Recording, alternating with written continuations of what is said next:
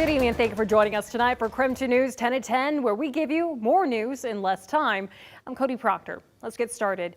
First things at this hour, the family of a man shot and killed by Spokane police last September is filing a lawsuit against the city of Spokane and the officers involved. KREM 2's Kyle Simchuk is looking through the documents and the case Robert Bradley's family is making.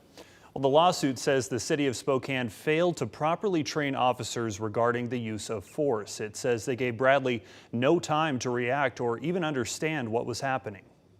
41-year-old Robert Bradley died last September after he was shot 9 times by Spokane police officers responding to his Hilliard home. Bradley was reportedly in an ongoing property line dispute with his neighbor, who called 911 to report Bradley was walking around with a rifle. Bradley, his girlfriend, and 2 kids had just returned from a camping trip. His girlfriend said he was unpacking the van, which had weapons in it. Bradley was standing on his own property. He's digging through there looking for something, and he sits up, hands empty. Before he even has time to put his hands up, he's dodging bullets. SPD says Bradley refused to comply with officers, but the lawsuit says Bradley was given no time to comply or even understand what was happening. The lawsuit says police started shooting less than 5 seconds after identifying themselves. It also says the 41-year-old was hard of hearing and wore hearing aids. Attorneys and Bradley's family requested body cam video from the officers, but SPD has not provided it. The lawsuit says Bradley made no threats to the officers and was not under arrest when they shot him. The family says the city of Spokane failed to properly train officers regarding the use of force. The shooting itself is still being investigated. Prosecutors have yet to decide if the 2 officers involved will be charged or if the shooting was justified. Bradley's family seek damages. Attorneys say the exact dollar amount will be determined at trial. And we reached out to the city and Spokane police. They told us they can't comment on ongoing litigation. In the studio, Kyle Simchuk, KREM 2 News. Kyle, thank you so much. In the meantime, a winter weather advisory for the region lifted earlier tonight after a day of heavy snowfall. Have we made it to the other side? Let's check in right now with meteorologist Michelle Boss in the Weather Center tonight for a look at this weekend's forecast. We may not be completely done with the snow, but we certainly aren't going to see as much as we saw today. As we take a look at satellite and radar, there's still a few lingering snow showers, mainly across the Idaho Panhandle, though portions of the Spokane Valley. As we kind of zoom in, Spokane Valley, Otis Orchards, Liberty Lake, still seeing a little bit of light snow out through Post Falls, Coeur d'Alene, and then southward along Highway 95. Could see some light accumulations from these additional snow showers through the evening. We do still have a few winter weather advisories left for far northeastern Washington, the northern Panhandle, and the central Panhandle Mountains. Generally light accumulations in the lower elevations. They'll look out, and 4th of July passes could see as much as 4 to 8 inches more before it's all said and done. Temperature-wise, we are just below freezing, so with the sun being set, we are looking at some of those slushy areas to refreeze overnight, so slick roads possible early tomorrow morning. Temperatures still above freezing in Moses Lake and in Lewiston. Short-term forecast, cloudy skies, a few light snow showers, and we could still see a few snow showers on Saturday with a high of 40, but then warmer temperatures on Sunday with a high of 45 and rain from our next storm system Sunday evening. Michelle, thank you so much. In the meantime, the reactions have been mixed today when it comes to the weather, from happy kids playing in the snow to drivers just trying to get around. We heard from you today on how this extra snowfall is impacting your life. I have a birthday in February, and I figure right around then is when it subsides, and not this year. I feel like March is kind of kicking us in the butt. I'm from Ethiopia, and we never had snow back there, and it was like scary. I was so scared, but now I used to. Now for neighborhoods, the increased snowfall means more shoveling, but for local farmers, it's been a beacon of hope, washing away the stress of last year's droughts. It makes us feel a lot better, a little bit more at ease, that we're not worrying about figuring out what we're going to plant. We kind of know what we have. We can fit it into our rotation, and we can plant some of the crops that will hopefully generate a little bit more revenue for us. Now, despite the snow, the National Resources Conservation Service says 79% of Idaho remains in drought, but the snowpack that's been built up over the past few months has farmers feeling hopeful that percentage could go down come spring. In Northwest News tonight, former Idaho Governor Phil Batt was laid to rest today. A public funeral for him took place this morning in Boise at the Cathedral of the Rockies. He passed away last Saturday on his 96th birthday. Current Governor Brad Little spoke about Bat's impact on him today. Phil's life, both public and private, serve as the standard for what it means to be an Idahoan.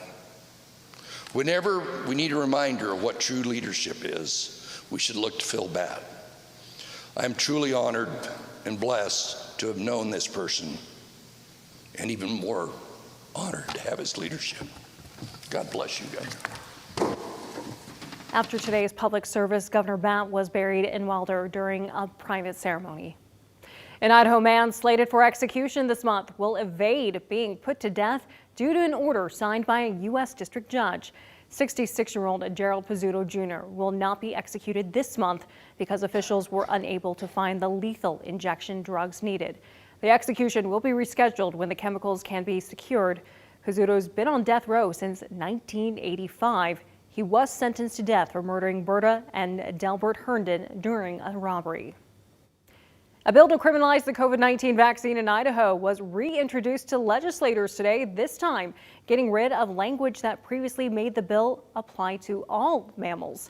Representative Tammy Nichols introduced the bill. She says they're not concerned with the vaccine's impact on animals right now, just people. If passed, administering the vaccine to a person would be a misdemeanor crime. Moving on now to Nightbeat with a quick look at the day's top stories. The Central Valley School District is expected to lay off up to 90 teachers as COVID-era funding expires. The district used federal emergency relief funds to hire more teachers and support staff. Now that funding's expiring, meaning the district needs to readjust the budget for next year. In a statement, Superintendent John Parker says, quote, "Staffing will need to be reduced to eliminate the level of overstaffing based on enrollment. Our goal will be to rehire staff back as our enrollment allows in August. The potential layoffs will be finalized by April 1st. Councilwoman Betsy Wilkerson announced today she's running for Spokane City Council president. If she wins, she'll be the first woman and person of color elected to the position.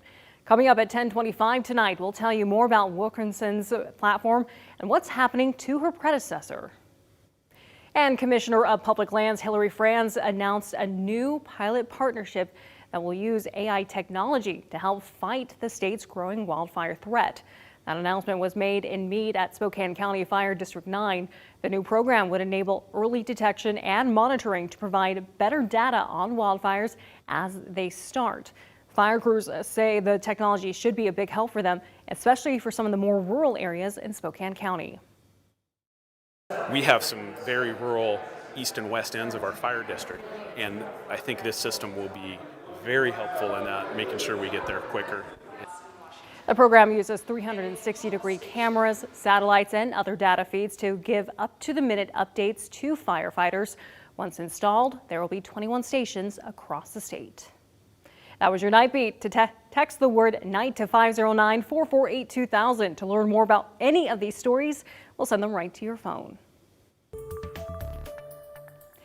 Happening this weekend, if you're looking for something to do, hey, look no further than the Spokane Convention Center because we have an idea that you can do with all of your flower buds.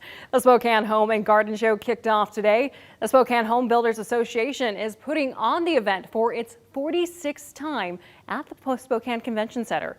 The show runs through the weekend starting at 10 tomorrow morning. It'll last until 7 p.m. Then again on Sunday from 10 a.m. to 5 p.m. Adult tickets are $10. For more information, head to our website, KREM.com. And kicking off tomorrow at noon, the Spokane St. Patrick's Day Parade in downtown Spokane. It's the 43rd annual event right here in the Lilac City. So we're going to take a quick look at this year's parade map. The parade starts on the bridge between the pavilion and the convention center. It'll then zigzag through the main part of downtown and end at City Hall. For a look at road closures, go to our website, KREM.com. And by the way, that was your KREM 2 News 10 at 10, where you get more news in less time.